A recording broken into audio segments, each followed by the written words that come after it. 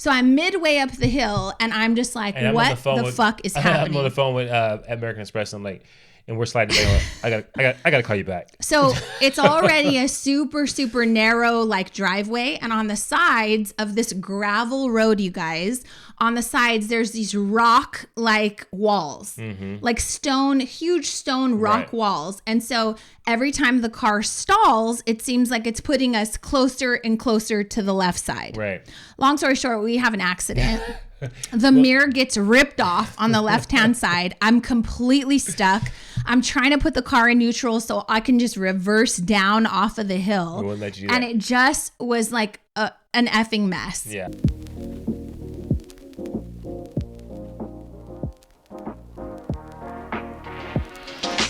So at this point, there's literally no other options because nothing else is open, right? So we have the shady guys that we got to do business with. And that's like the only way we're going to get out of the port.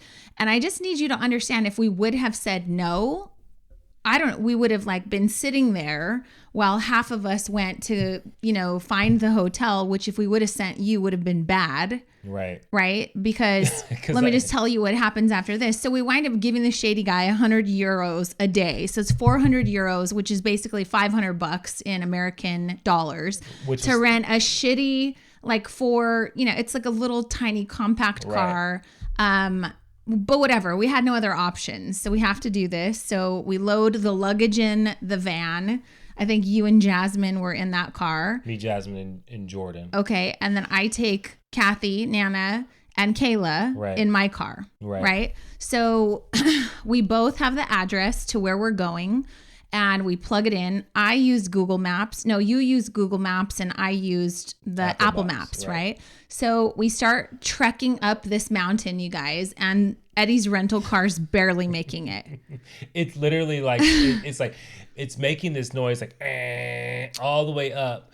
And I'm in first gear. Pedal to the metal. My foot is all the way down. In a van. And it's like a Fiat. That's what it is. The Fiat Diablo. But there's nowhere to go even if you can't make it up the hill. And not only that, each turn is a sharp, the sharp right turn, then there's a sharp left turn. While you're weaving up a mountain that's like scary. Like you can go back and check my Instagram stories. It was scary. And the funny thing is, I didn't know that you had an automatic. I thought you were in the same boat as me.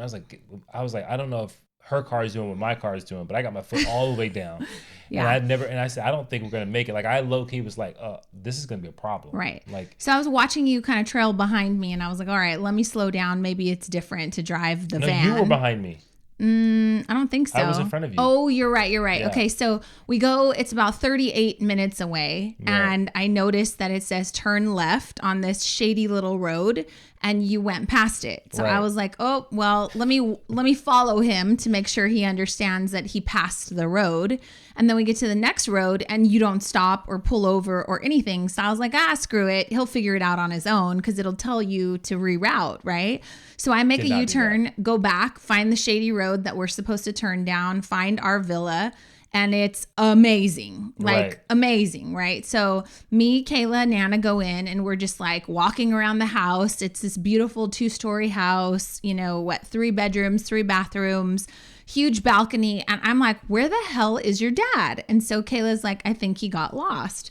So I think at that point I called you. Long story short, I had to literally say, pull over, send me your location. I'll come find you. Mm-hmm. And so I come and find you, save you, bring you back. So the maps weren't working. Right. So sometimes the Google map would be right. Sometimes the Apple map would be right. Anyways, we found the villa. We get there and it's amazing. Right? Yeah. And so the crazy thing about this shady road is that none of these roads were on Google Maps. And I have no clue how you found my Apple map. But did the Apple map have the road that used to be a wall that was broken down that you had to cut through, and then the bushes that actually just you had to cut through the bushes? I mean, the sketchiest road, you guys. So it's like you're on a path, right? And then it's just like immediate left turn, and then it's a dirt road, so you think it's wrong, and then at some point you come to a bunch of gravel which looks like a building was torn down, and you're supposed to go over the gravel and then figure out that this is a driveway that belongs to you. If it was at night, no way. No one would have ever found it. No way. So thank God we found it, whatever. The villa is beautiful. We're super excited. And now it's time to kind of start the adventures there in Naxos, right? So the next day we go beach hopping. No, this is Santorini. Oh, sorry. We're in Santorini. So we go to a beach. Don't forget Sophia. Oh, tell them. Yeah, so we go into the house. Obviously, I'm like, oh my God, I got lost. We literally were in someone else's driveway until I turned around and Janelle had to come find us. But by the time we get in the house and we're getting settled in, and there's a knock at the door, and it is our host for the week. Her name is Sophia, who randomly was looking up Greece hashtags on Instagram 2 days prior, sends me a DM and says, hey, are you going to be staying at the such and such villa? And I'm like, yeah. Should I be answering this? How do you know? And she goes, oh, I'm going to be your hostess.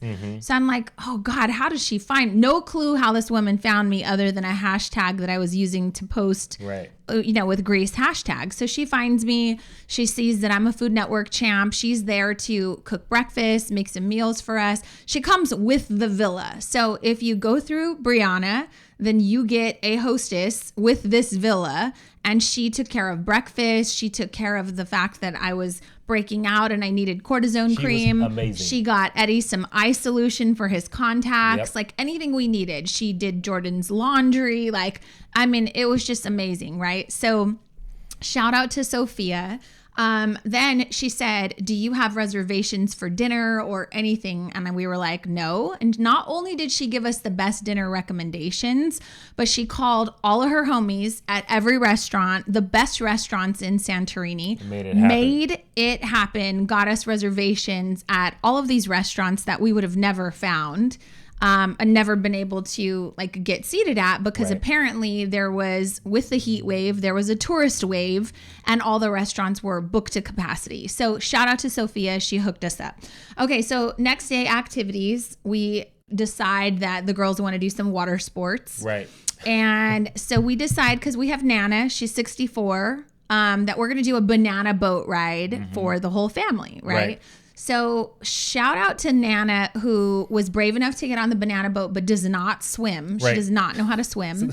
So I have a little pep talk with her. I said, Mom, you have a life jacket on. If for whatever reason you get thrown off into the ocean, don't panic. You're not going to drown. And she goes, oh, but I'm not going to get thrown off, right? And I was like, well, you just never know, this and that. But I told them 3 times, she can't swim. Make sure you go slow. Please just be cautious. And so we load up on this banana boat, and here's the order. Kayla's in the front, Jordan's next, Jasmine's next, then me, then Mom, then you. Okay, so Mom and I can only see Jasmine because the other 2 are covered by Jasmine, right?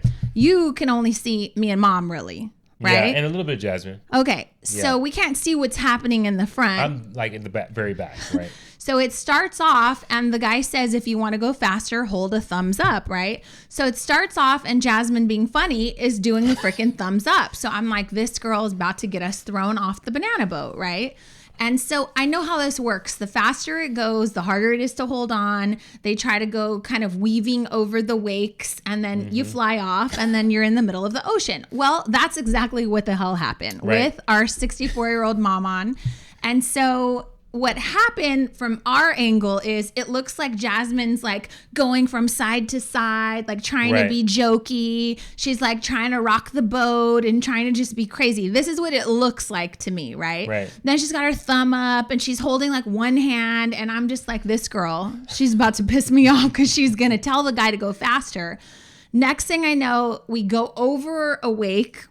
And there was a turn. Slight turn. No, it was I don't remember a sharp turn at all. I remember he made a sharp right, and all of a sudden we go from being on to the fact that I feel like I'm holding on underneath the water for dear life on this banana boat. I literally, we flip, and I watch everybody go off. One by one, boom, boom, boom, boom. And then you and my mom go off at the same time. Right. boom.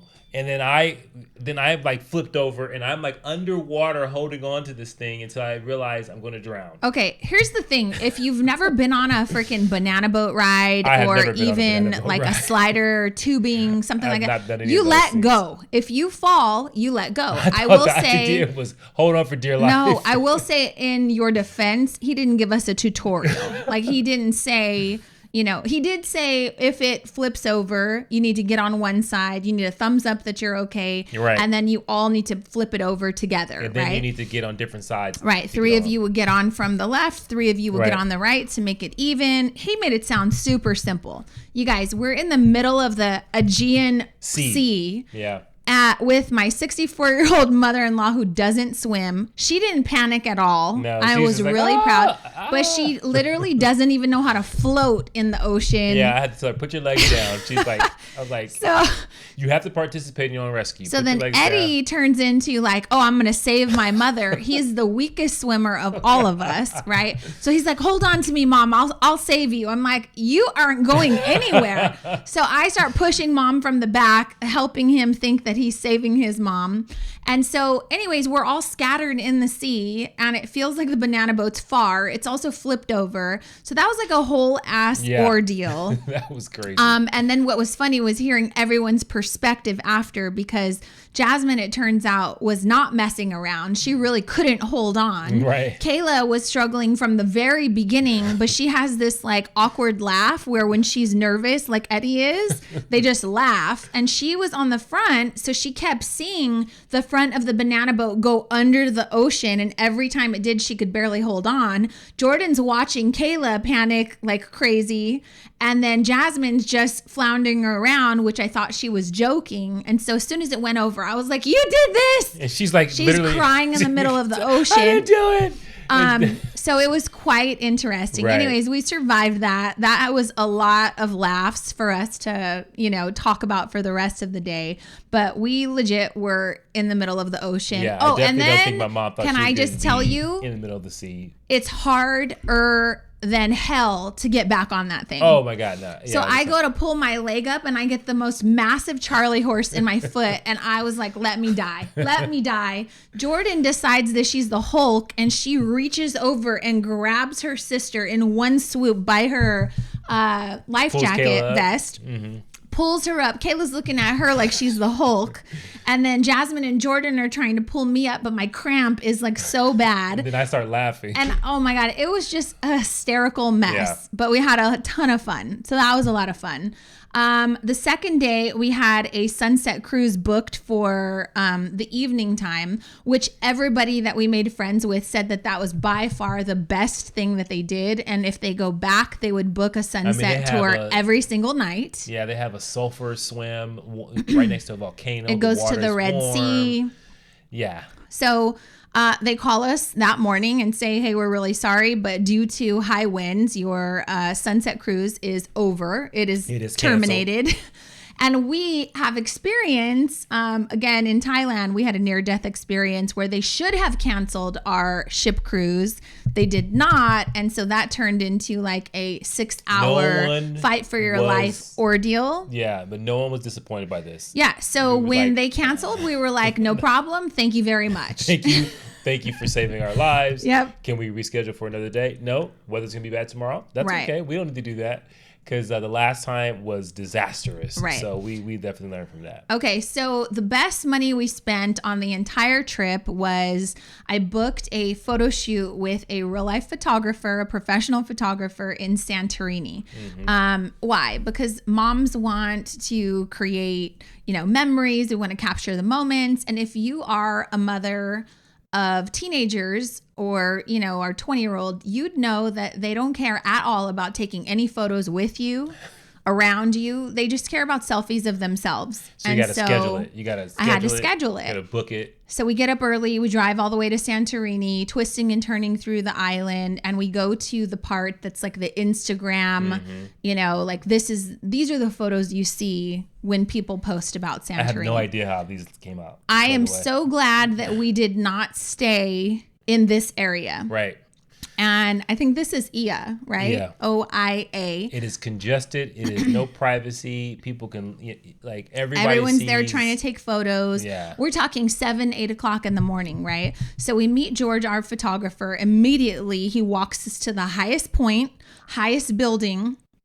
And he opens this restricted area that's roped off, and he tells us to crawl under and basically walk the plank, which is the roof of this building, just to take a photo. It was a church. Yeah, just to take a photo. I was like, okay, this is how it's going down. Yeah, so out of the gates, we were like, okay, we're going to plunge to our death if we don't just stand still. But he's wanting me to flow my dress and do all this stuff. So it took a couple minutes to get, familiar with what we were doing living on the edge. Right. And then I think that the photos are going to be great. So be on the lookout for those. The next day, same day, that night, we wound up going horseback riding. So horseback riding sounds fun.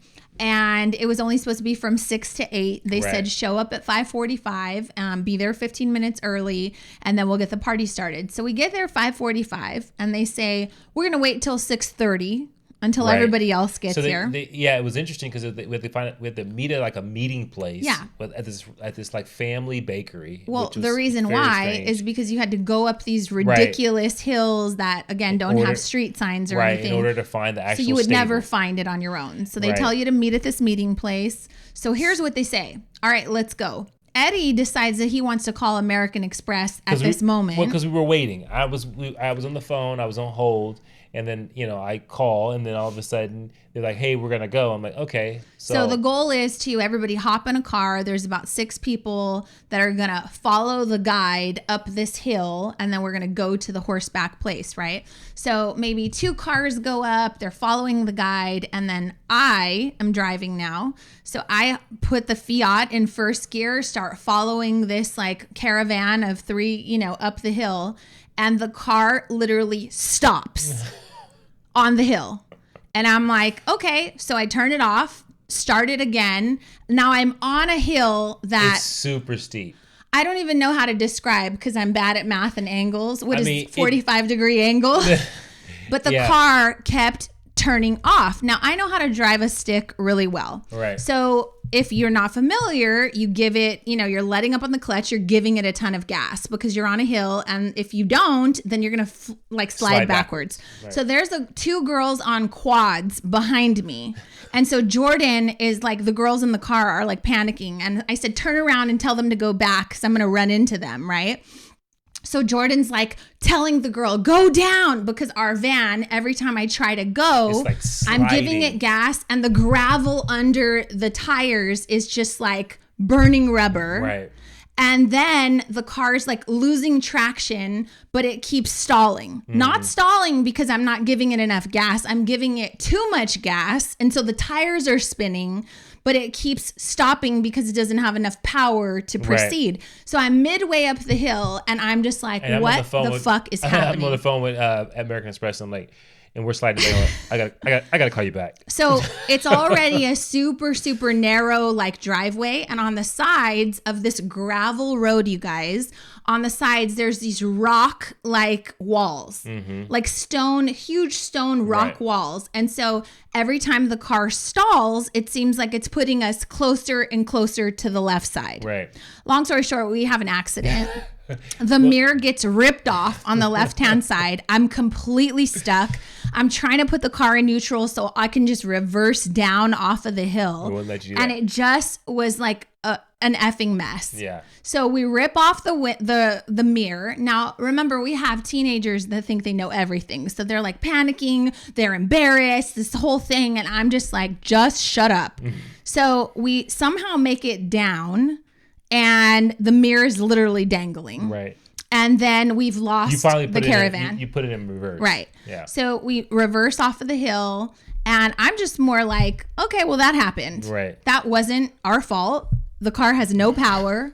There's nothing we could have done about that. It literally had zero. Like I was like, I don't. There was no way it was making up the hill. It was like. So then, as soon as we pull down with a dangling mirror, now I'm trying to figure out, okay, how much is it going to cost us? Like we have to go through insurance. Who cares? It is what it is. We're here to horseback ride. The woman didn't even say, anything. She just said, let's go a different way. So she knew that hill, they have had problems on that hill before because we're not the only ones that got a shitty rental car. Right. And so anyway, she's like, let's go another way. She takes us a back way.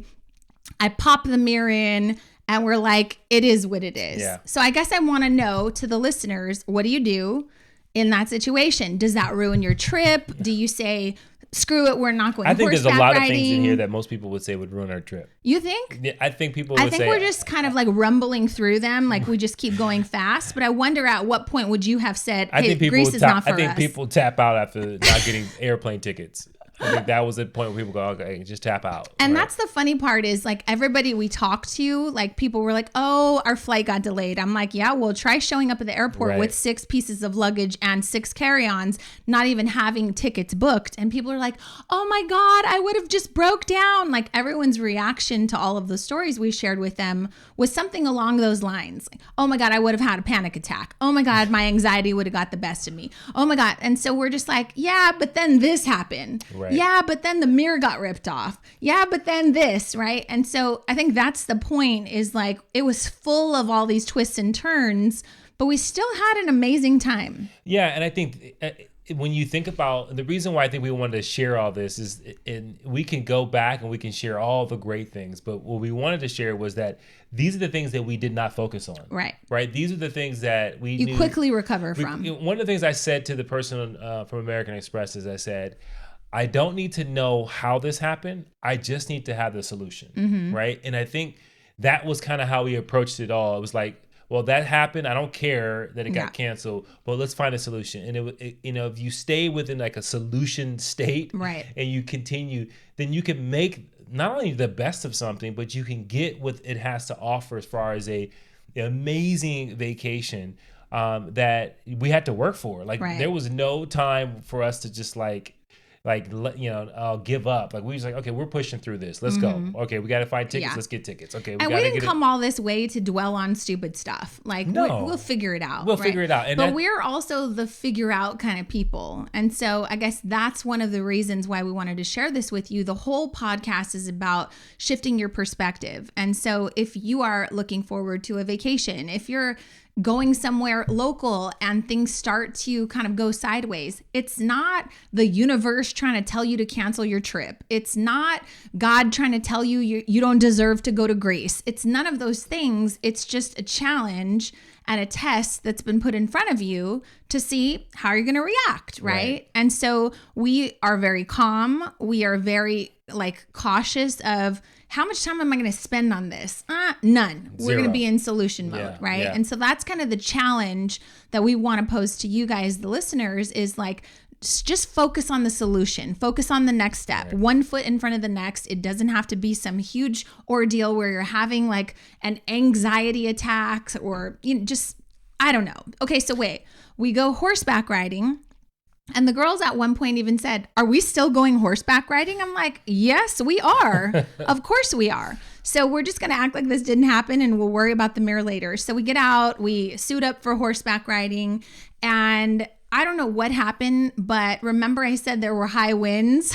Yep. There was like a tornado windstorm going through the Sahara Desert, all the way back, slapping our eyeballs with sand, like swirling around us. We were covered in volcanic ash and sand and soot and like everything you can think of. And it turned into literally like a 4-hour horseback riding tour. Yeah, it was the longest time I've ever been on a horse. Like we literally traveled miles from the horse stable all the way to the beach. With walking horses. Which was amazing. But at one point I was like, can we just get these things to gallop and let's go? Can I just go full speed? I don't know how to do it, but I'm sure we can get to wherever we're going. I wanted to go like Indiana Jones on that horse, like full speed. And you guys, I was behind Eddie, and I don't know why they put him on like a donkey, but you were bigger than your horse. Like I couldn't understand it. I had the biggest horse of everyone. Yeah, yours is like a straight stallion. And mine was like this little runt. And I was like, they handpicked this horse. And I was like, your mom said, why they put you on a donkey? I was like, maybe the horse is just a strong, stout horse. Yeah. You know, like, oh, let's give him the stout one. I don't know. But it was beautiful. Coming back definitely was an interesting thing. We were I mean, like filthy. It was dark and we had sunglasses and we still had to on. go to dinner, but we just made it happen. Just lived in it, and I mean, it was we amazing. were so dusty. At one point I had to wipe my lipstick off because it was covered in dirt and sand, and I was like, "Oh, this is so gross." But when I tried to wipe it on my hand was equally as dirty, and I was just like spitting out the sand. Yeah. Anyways, we got amazing photos and it was a great experience. But then afterwards I was like, well, we have dinner reservations that Sophia made for us. And the girls are like, but we're covered in dirt. I'm like, oh, well, go in the bathroom, wash your face, wash your arms, and we're just going to show up like this. Who cares? So that was another thing we overcame. I guess the point of this is, you can have as much fun as you want. Kind of like the Cake Mama's tagline. Life can be as sweet as you make it. Right. And I think that we made the trip really amazing because it wasn't that it was problem free. It was that at every twist and turn, something happened and we were just like, okay, let's just go with it. Yeah. And I think right now there are people who in their life, they have a tendency to focus on the negative. They focus on what the problem is and they dwell on it and they make it more severe than really what it really needs to be. Right. And I think that it will spoil some of the most greatest moments of your life because eventually, like all these things, we will laugh about. Mm-hmm. They will be part of the character of the trip. Will be all these things, and I think you got to place yourself in that. Like you got to think about, we're gonna laugh about this later. Yeah. So let's not. We always say that. Let's not take it too serious. Yeah. Right. Sliding down a steep ass hill wrecking your rental car. That was a piece of shit, anyways. is one of those days where you go, I do not believe this is happening. I do not believe this. I was on the phone. What in the world? With the he goes, I'm going to have to call you back. I said, I'm sliding down a hill right now. I got to call you back. Like, they probably like, what is going on? I was like, this is not. And we were like, and I was like, I call you back. Just to give you an idea of how the rental car situation works, though, when we rented the car, he literally said, when you go to the airport, make sure, because we said we can't bring it back. He goes, no worries. Where are you going to bring it? We said, well, we fly out of the airport. He goes, go to the airport. Right before you get to the airport, there's a dirt road parking lot. Park it there, roll up the windows, put the keys under the mat, leave it unlocked, and go. We'll find it. I was like, what? Mind you, I was like, and he said, the one guy said, call me when you leave it. So I call this guy, and it sounds like he's waking up. He's like, hello. I was like, hey, I just want to show I put the rental car at the airport. Where is it? The airport. All right. Thanks, buddy. And I was like, he didn't. I said, you didn't tell him Copeland. You didn't give him a confirmation number, nothing. So I was like, if you don't care about the car, why do I care about the mirror? Then we noticed, like, partly through the trip that the doors for the rental car we had did not have locks. There's no way to lock the door. Like, even when you put the key into the door, which no one ever does because everything's remote, it still didn't lock. You can't. There's no locking mechanism. So at one point, we went to a beach and we had dinner until like the wee hours of the night. We come back and it turns out Jasmine left the whole slider door of the van open. We just were exposed this whole trip. And we were like, who left the door open? What? Oh my God, my iPad's in there. Luckily, no one took the iPad. Luckily, the people in Greece are law-abiding citizens because we had no way of locking anything. It was just a mess. So you don't want to be complaining at every turn, kind of like the family that was at the airport when we were checking in at the last minute. So this family was there and they were just bitching and complaining to the airline, worker. At this point, we were leaving, I think, from Athens in the airport. And they were just like, we need to sit together. We want this. And fine, just upgrade us to first class. And the lady's like, ma'am, there's no seats on the plane. It's actually 20 people overbooked. So they started offering vouchers for you to like not take the plane, not go home. And then so they're having this whole discussion and the kids are like bratty and they're like, we've been here for 17 days. We just want to get home. This and that. So this family's upset because something happened with their reservation and now they have to sit separately on the plane. We're like, do you know what it took for us to get here? Yeah. Do you know how many things got canceled? We don't care as long as we're on the plane. As long as the plane does it takes work? Off, it works. Will it be safe? We are fine. And will we make it home? That's it. That's all we cared about. And so here's a couple of things. Bring a pillow and a blanket when you travel. I was the only one that had a pillow and a blanket, my own pillow and blanket. You need a neck pillow. I don't know why this last airplane, it was super cold. Yep. I literally put my arms. I haven't done this since I was a kid. I had a short sleeve shirt on. I took my arms and I put them inside of my shirt like a child, because I was so cold and they didn't have any blankets. Oh, since COVID we don't have blankets. I was like, on the last airplane they had blankets. Right. I don't get it. What? Okay. So it's not the airline's responsibility to provide you with a meal you love, with blankets, or pillows, reasonable environment as far as temperature is concerned. Right. Or a reasonable time for you to take off. Like, it's an airline. Like, of course it could be late. Of course it could leave on time. I think as long as you get there in one piece safely, you should just be quiet. I suggest flying private for now on. Yeah. Okay. So another thing that I would do differently is I would pack half of what we packed, because if you are staying somewhere where they have a washer and a dryer and all that stuff, you can just recycle the stuff and bring really comfortable things. I have a blog that I'm going to be publishing that talks about the shoes and just all of the things that I would have done differently. Well, guess what? You get what you pay for, but I just needed 6 pieces of luggage and I didn't think it was going to be a big deal. Well, all of the suitcases broke. Yeah. Like, wheels fell off, they were cracked. And so it was like Humpty Dumpty. We were watching them totally mistreat the luggage, right? But it's like, yeah, there's a lot of stuff in that. So it's being tossed, 3 different plane rides to get there, 3 to come back. Like, it's being tossed around, piled on top of. And so I would just say that you should invest in good luggage, which we did not. Right. And we threw out every one of the suitcases. After every flight, you saw a little bit more damage, a little bit more, a larger crack. At one point, we needed tape. Yeah, we needed tape. Jasmine's luggage needed to be taped closed. Mine needed to be taped. Yep. So if you travel with cheap suitcases, then you need to bring some duct tape. But I will tell you, just to end the episode on another low note, we finally make it into LAX, and it's like 10:45 at night, and we're waiting. All the suitcases come out except Jasmine's. Yep. So we lost in the shuffle. Stand in line. She's obviously thinking the worst. All my souvenirs are in there. My stuff is in there. Okay, don't think the worst. Like, I'm sure they didn't lose it. I'm sure it's just something happened. They have an explanation. So we stand in this long line to find it. She's super upset. And they say, well, it looks like it's still in Athens. So Athens or Atlanta? Atlanta, Athens, one of those. They said it won't be arriving at LAX until tomorrow morning at 9 a.m. So here's a tracking number. We'll deliver it to your house. And yes, it did get delivered by the next afternoon, so it worked out.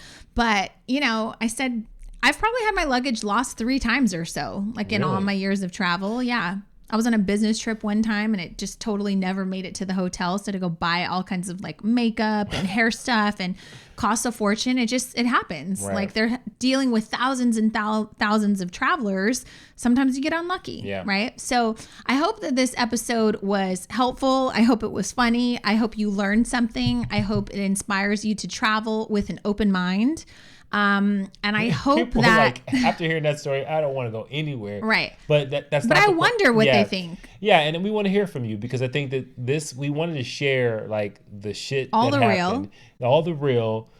Even though if you looked on Instagram, if you looked at our photos, you would see us having fun, and that's what it was. Like, that's what it was. But I think but this is reality versus Instagram. It was definitely a representation of real life. Right. Like, you have your highlight reels. Things are amazing. Things are great. But just 5 minutes before, everything was a mess. Shit show. You got it all put together, and then you said, "Hey, take a picture."